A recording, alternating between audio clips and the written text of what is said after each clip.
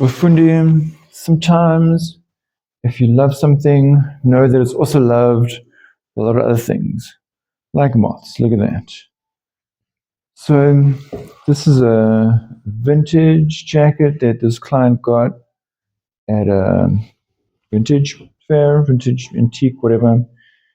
And yeah, as you see, there's just a little bit of moth damage there. Now, there's like really zillions of videos on this exact technique, so I won't bore you with all of that. I think maybe we'll just go through my method and see if there's maybe anything interesting you can learn. So, of course, number one is to open up a little bit of the lining so you can get in here. Now, I think an important part of this process is to understand how the weave works.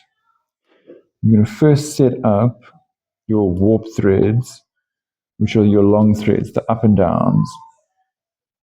And then you're going to come along and weave in over, under your weft threads.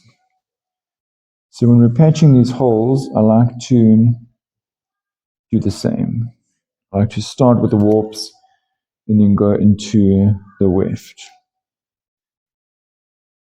All right, let's check it out. So, of course, here, if I were to take a piece here, that would be the weft. And if you look at it, the weft actually looks like it's just black. It's just a couple of black threads every time. And it's in the warp that we're getting all these multiple colors. So, of course, the warp, I'll need to go, I'm going to check the center back seam. That's usually the largest. Not a lot of seam allowance there. Just check the other seams. Got a seam here under the pocket. Also not a lot. The safest seam is really this one on the facing over here, on the inside, because that doesn't have a lot of, like, how can I say, it's not holding anything together or not holding all that much together. So yeah, you see these warp threads, this is what we're after. So let's see what we can do. Can we get anything useful here? And of course we need a couple, and we need them to be long enough to make it worth the work we're going to put in. And so, as you pull this out, you'll see, looks like we have maybe 2 different colors on the warp. And then your weft, really just look, if you look at that, the weft looks like it's just black threads. So there, I don't know, traditionally you want to use the original threads, but is it really worth my time cutting off these short little black threads? I could just use a regular black thread. Let's see.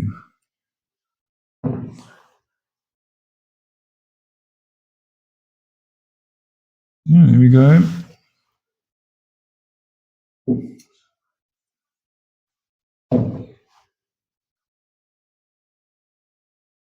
And what you can do afterwards is just go along and just stitch a machine foot tighter there, just because we've really frayed this right up into the seam allowance. It will be fine, but we may as well just do an excellent job while we're at it. Okay, that is going to be enough for now. There are all my threads ready to be handed in. And now let's look at this. Let's look carefully. To be honest, it's tough to really tell the color difference. So kind of they can't all be the same color unless it's variegated, which means it just changes color randomly. and it's not actually to be honest, I cannot. Yeah, looks like the thread itself is variegated, meaning that the change in color is inconsistent. And I think we can see that. So it's actually just a brown and a black, with that brown being variegated so that it actually gives have a multi-tone effect. Now, of course, I'm going to need a needle with a large enough eye. I'm going to use these Japanese needles. To be honest, I'm not going to start with the biggest one, just for my emotions. Let's start with something a little bit easier, like this chap here. And yeah, here, if you look at it, the black has definitely been damaged. But again, just understanding how the weave works, it's better to start with the warp. Yeah, and of course, the longer thread you can get, the easier. Oh, yeah. Now this needle has had the eye polished so it's nice and smooth. I don't know if it's worth even trying a different needle. Okay, there we are.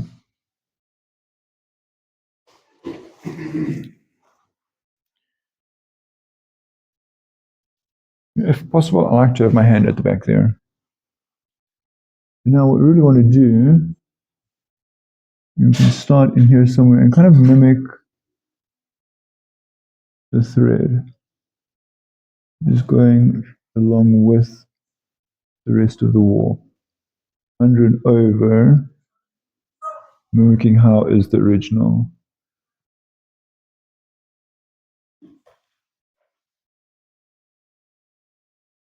There we go.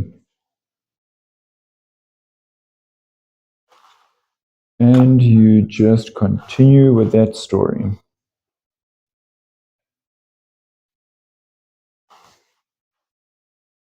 I actually leave these edges out for now. It also helps me to see where I am in my work. I don't think I have a needle thread. I'm actually going to look just now.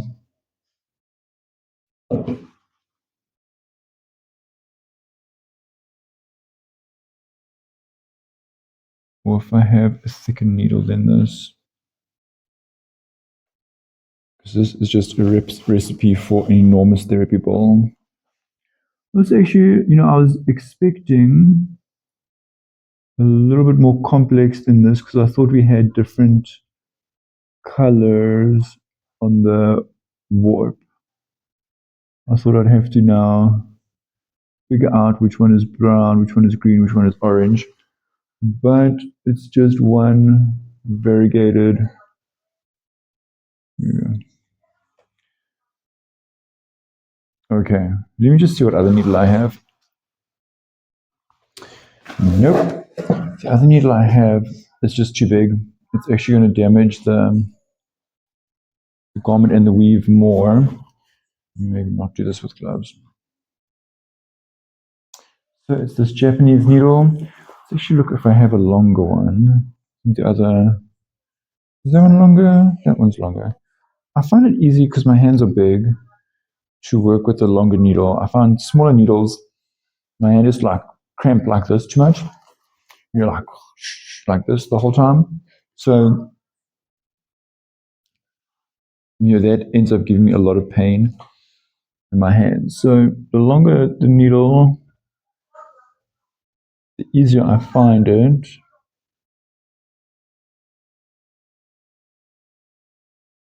But of course, everyone is different. You must find what works for you.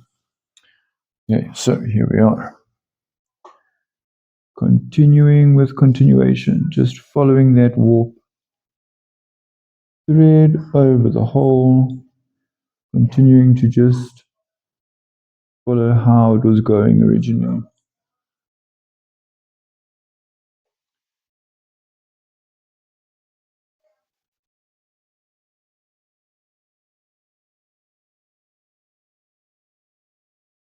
And we're just going to continue doing that all across here. So let me do that, and then we're going to look at the wefts. So I've basically closed off this hole. What I want to say is just always do, or I like to do, one more thread either side, just for kind of strength and stability. Because this thing, it's not very strong or stable at this time. So doing one additional warp and weft than you need is just going to give it that little bit of extra stability. There we go. And you can see, that's actually closing up very nicely. Look at that. So now with the warp done, let's look at the weft. And yeah, this is just a black. But, there's black and there's black. So may as well just use this one. Also, yeah, the black thread that I put in, it's not going to match exactly. And since I'm going through this whole drama, I may as well.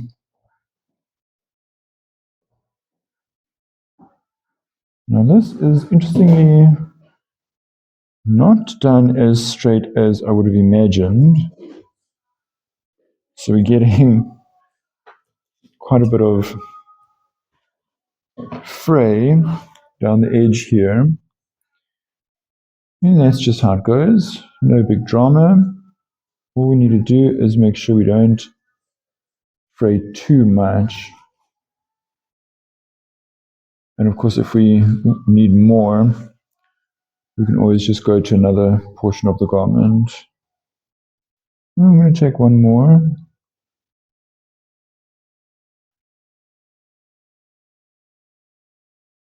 You see the friction, especially on a wool, can be a little bit tight to pull these out once you get, you see there. Okay, well, yes, that's going to be the last for that section. I'll probably have to open another section to get a little bit more. But let's see, that's enough for at least this hole, I'm sure. And then, yeah, same story. Now the weft is now put, it's not a regular weave that just goes over and under. It's going in like a fun pattern. So we have to try and figure out. So like I was saying, I'm always going to start a little bit above and end a little bit below. So let's see if we can figure out what is our pattern. But to be very honest, it's not going to matter so much as long as, you don't just do some like crazy chacharacha things. As long as you're trying your best to mimic the pattern. There we go. Now, it is also a reason why I like to start above and end below, because that, above and below, you just follow the original pattern. So it tends to blend it.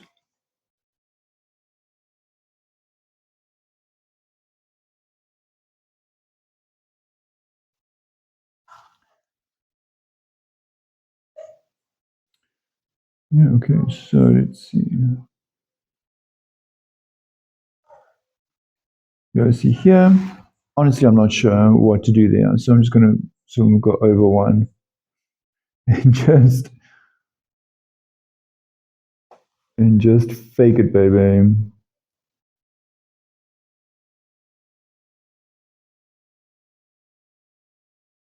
And this thread I'm going to actually cut off and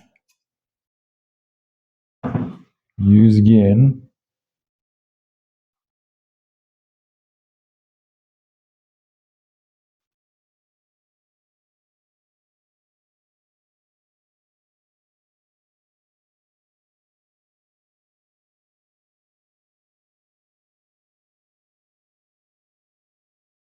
Mm-mm-mm. Let me try this side.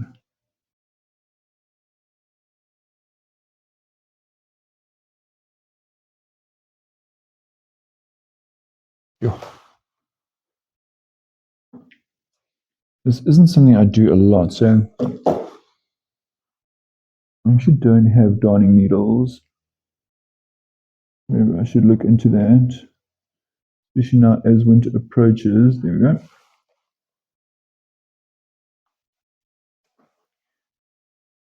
Okay, so yeah, coming.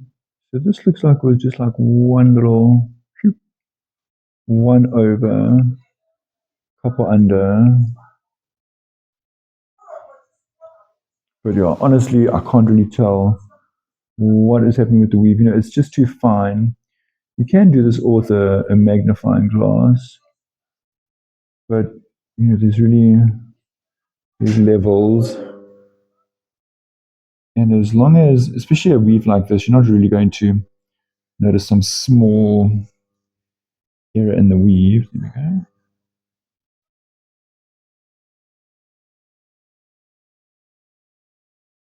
There we go. Yeah, so I'm just going to continue doing that and I'll end. You see the whole ends about there. So I'll end just a little bit underneath that. No, I'm just going to continue doing that. And then we'll check in a minute.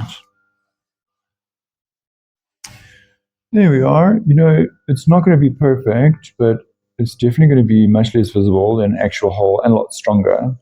All of this I'm going to leave for now.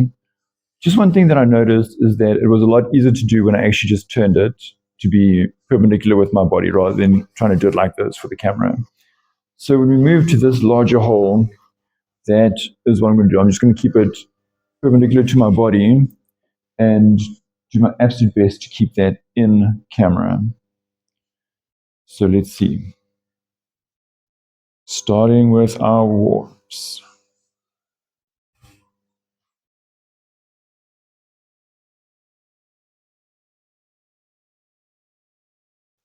I like to start with a smaller, easier hole first, just to kind of get the hang of it,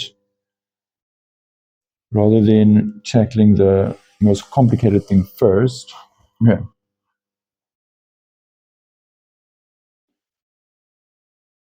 See, all of those warps are actually fine.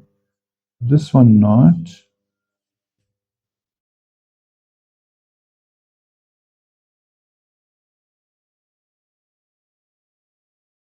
There we go.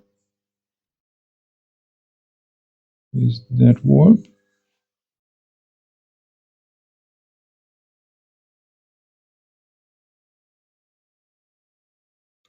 It's a very, very short thread.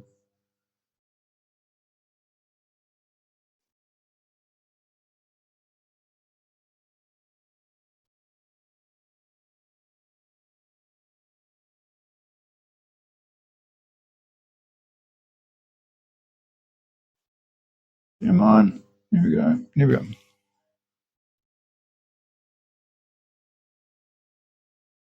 Yeah, these warps have been lunch for a moth.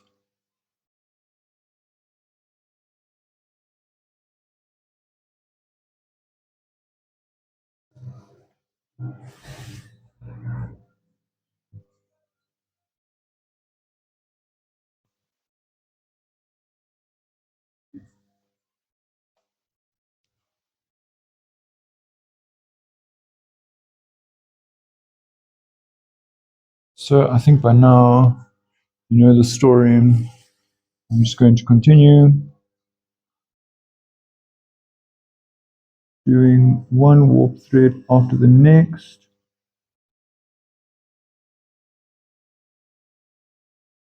trying as best I can to mimic the original weave. And of course the warp, like we say, it doesn't actually get woven, that's just strung up and down. You know, of course, when I put it in here, it must go under over the weft threads that are there. Obviously here, there's now an open gap, so there's just going to go straight. And then here again, under over.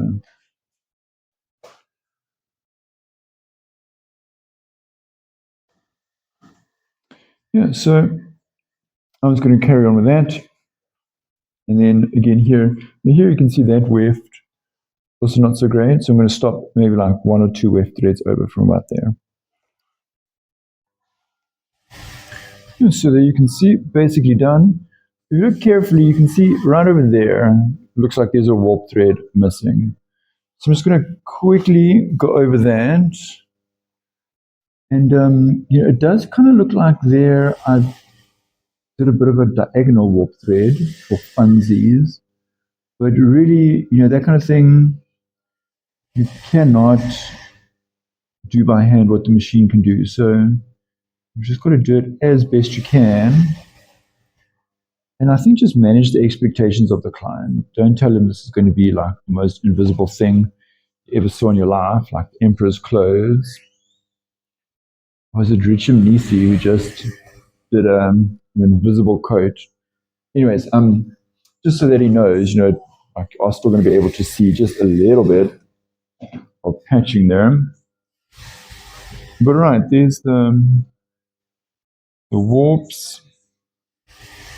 Let's do the shuttle back and forth. Maybe I should do it this way.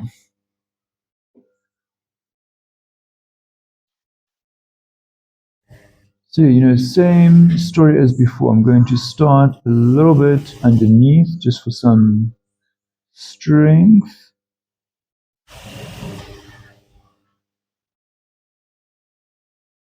Just follow the original weave as much as possible.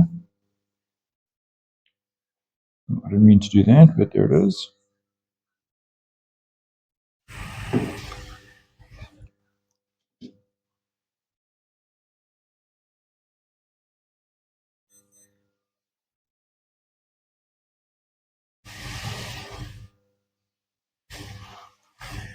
And we're just going to continue doing this.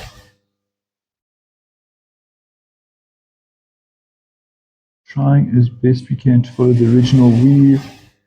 Here where I can't follow the original, I'm just making this up as I go, to be very honest.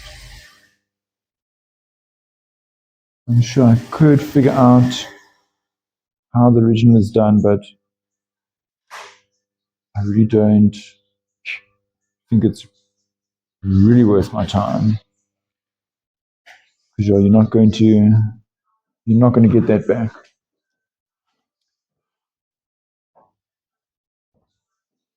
And that's that. I'm just going to keep going up and down.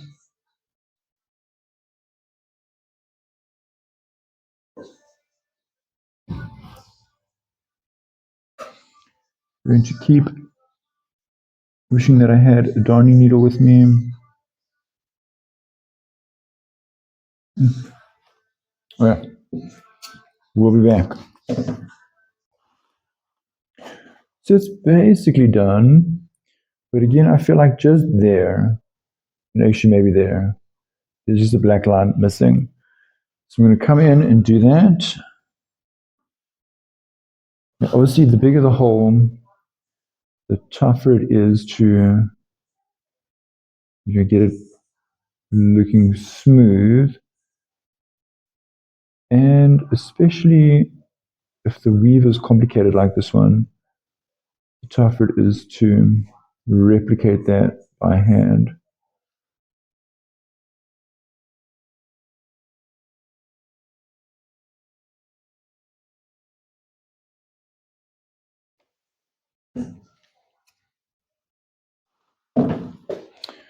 I think that is about as good as it gets. So, those are the two really big ones. Now let's just go over this and check. There's a lot of like little tiny, smaller little situations you can see there. So here, if you look carefully, looks like it's missing a warp. So I'm actually going to skip that one.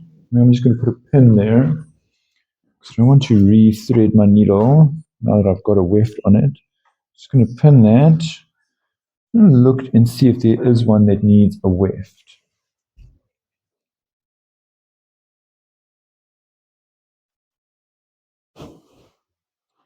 So if we look at these, again, it does look like a warp. Often red. It's a moths really love for some reason. It's just something so tasty about that.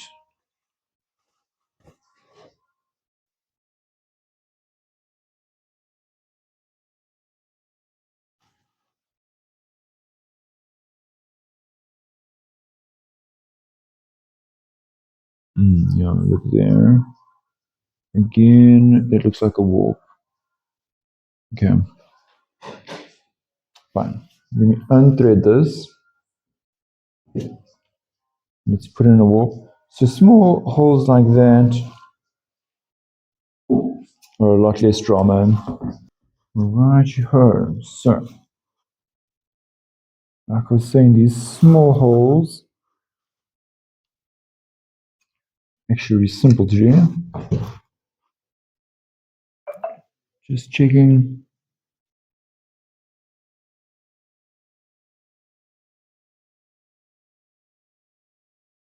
It seems it has just been the warp.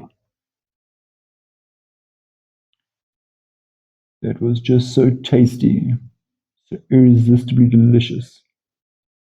Okay. All right, so let's check this one out. Literally, all I'm going to do. This is probably going to take 2 warps. Let's see. Come along here. More or less mirror what the warp is doing. Come down here.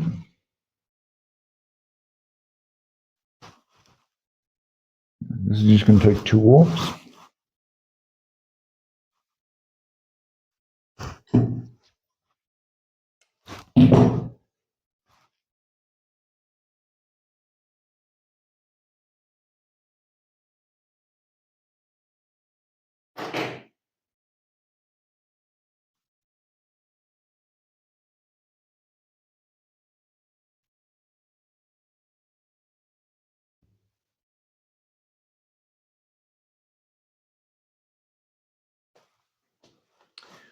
There we are.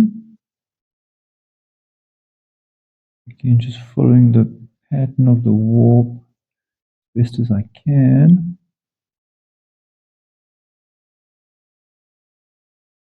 And there you go. That is going to be completely invisible.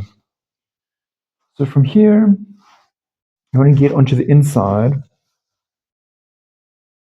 and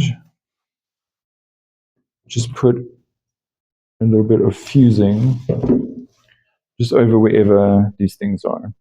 See, from the inside, it's a bit difficult to see where it is. So I like doing this on the outside so that I can kind of find it easily. Put the fusing on the inside, and then we're going to come back and just trim all of this down.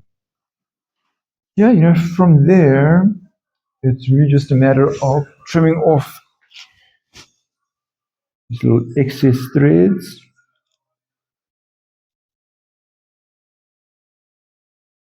Quite close.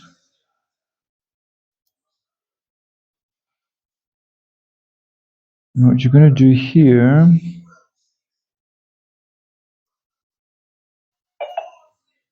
obviously, you should actually have these all in one neat straight line. So you can trim it off one time. I don't have time for that. There we go. So once you've trimmed that off, I'll just give it like a little bit of a jig. It'll pull all the small ends into the garment. These ones are, of course, easy peasy. You just wegzij.